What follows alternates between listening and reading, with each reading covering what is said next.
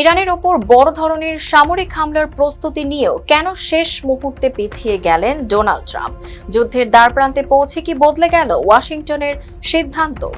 যুক্তরাষ্ট্রের president Donald Trump জানিয়েছেন, ইরানের বিরুদ্ধে পরিকল্পিত সামরিক হামলা আপাতত স্থগিত করা হয়েছে। ট্রুথ সোশ্যালে দেয়া এক পোস্টে তিনি বলেন, মধ্যপ্রাচ্যের কয়েকটি দেশ এবং ইরানের পক্ষ থেকে আলোচনার সুযোগ দেওয়ার অনুরোধ পাওয়ার পর এই সিদ্ধান্ত নেওয়া হয়েছে। ট্রাম্পের দাবি, ইতোমধ্যেই সম্ভাব্য একটি সমঝোতা চুক্তির কাঠামো নিয়ে অগ্রগতি হয়েছে এবং ইসরায়েলের সঙ্গেও এ বিষয়ে আলোচনা হয়েছে।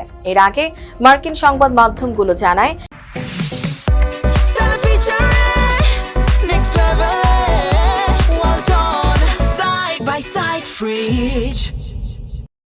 ইরানের জ্বালানি অবকাঠামো লক্ষ্য করে বড় ধরনের হামলার প্রস্তুতি চলছিল। একই সময়ে তেহরান সতর্ক করে বলেছে, যুক্তরাষ্ট্রকে সহযোগিতা করলে সংশ্লিষ্ট দেশগুলো সংঘাতের মুখে পড়বে।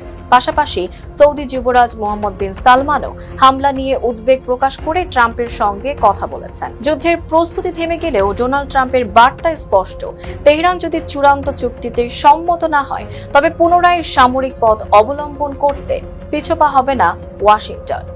Tanjima Nowrin, face the people.